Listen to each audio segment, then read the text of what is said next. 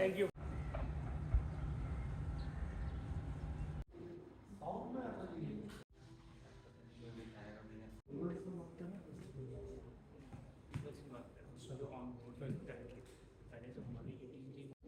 मैं जिसमें काम कर रहा था मेरे पास था कराची।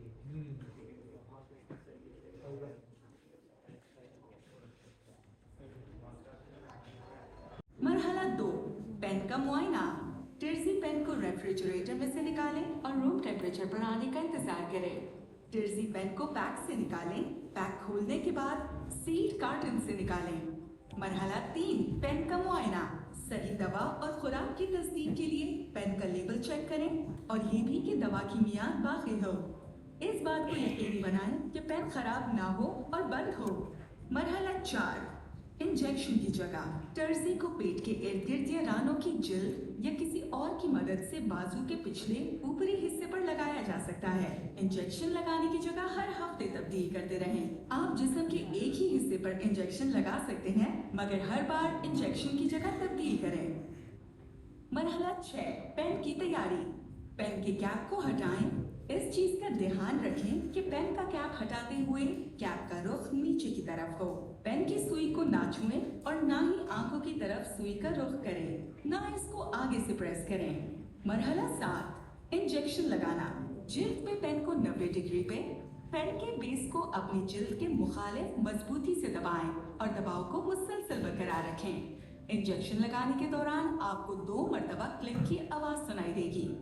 पहला क्लिक, इंजेक्शन शुरू। दूसरा क्लिक, इंजेक्शन जारी है, खत्म नहीं हुआ। 2 मरतबा क्लिक की आवाज के बाद 10 सेकंड तक इंतजार करें। जब पेन की विंडो पर प्लंजर नजर आ जाए तो ये इस बात की निशानदेही है कि आपका इंजेक्शन मुकम्मल लग गया है। इंजेक्शन लगाने के बाद इस्तेमाल शुदा पेन को जाया कर दें। ये पेन सिर्फ एक बार इस्तेमाल के लिए है। इस्तेमाल के लिए अहम हिदायत। अपनी इंजेक्शन की जगह को हर बार तब्दील करें। जिल्द में जहां गड्ढे गांठें या जिल्द मोटी हो वहां इंजेक्शन ना लगाएं। जहां जिल्द नरम हो, चोट लगी हो, खुरदरी या सख्त हो, दाग हो या जिल्द खराब हो, वहां इंजेक्शन ना लगाएं। अगर जिल्द से सुई निकालने के बाद खून नजर आए तो इंजेक्शन की जगह को हल्के से दबाएं। जगह को ना रगड़ें। दवा को मुंजमद होने से बचाएं। अगर दवा मुंजमद हो जाए तो इस्तेमाल ना करें। पेन को 2 से 8 डिग्री सेंटीग्रेड पे फ्रिज में रखें। पेन को रेफ्रिजरेटर में से निकालें और रूम टेम्परेचर पर आने का इंतजार करें।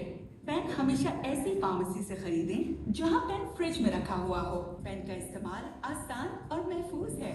किसी भी सवाल की सूरत में डॉक्टर से रुजू करें। ये मालूमात टिर्जी बनाने वाली कंपनी गेक्स फार्मा की जानिब से मरीजों के मफादे आमा के लिए बताई गई है।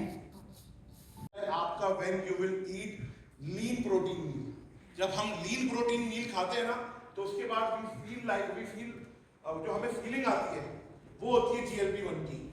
वी फील फुल, सैचिएटी हमारी कंट्रोल रहती है, ठीक है। उसके बाद हार्मोन प्रोडक्शन, अब क्या specialized cell that is lining produce powerful incretin hormone. अच्छा, GLP-1 और GIP को इंक्रीटिन हार्मोन बोला जाता है। तो ये कभी भी आप इसको एड्रेस करें तो इंक्रीटिन हार्मोन करें। कैन भी नीचे करें।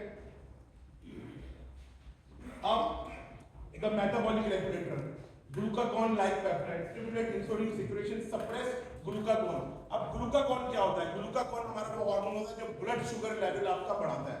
तो ये क्या करता है? ये आपके ग्लूकागॉन को सप्रेस कर रहा है। जब आपका ग्लूकागॉन सप्रेस होता है तो आपका इंसुलिन अपटेक ज्यादा होता है।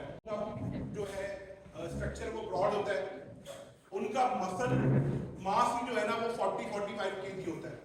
फिर वाटर वेट भी आ गया, तो वो अगर ओबेस। और मैं वजाद भाई को ये दावत, अब आप लोग जो है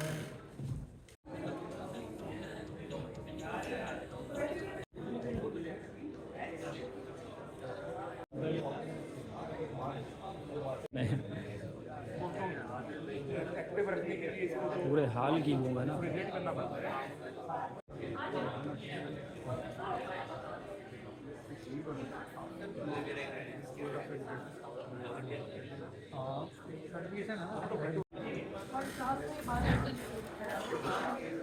आप आगे बढ़ सकते हैं, ऑफलाइन आगे बढ़ सकते हैं। का जो है विदिन हाफ एन आवर इनका एग्जीक्यूटिव भी है, सही है। उसके बावजूद इन्होंने टाइम निकाला, सही है। उसके बाद फैसल नूर भाई का थैंक्स, सही है। I am associated with Pakistan Olympic. I am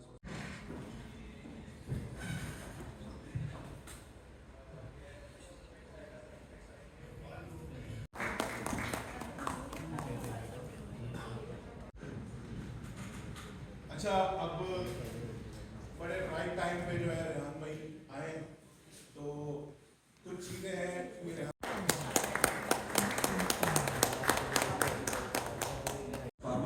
I highly appreciate कि आप लोगों ने एक ऐसा वाइब्रेंट किस्म का इवेंट ऑर्गेनाइज किया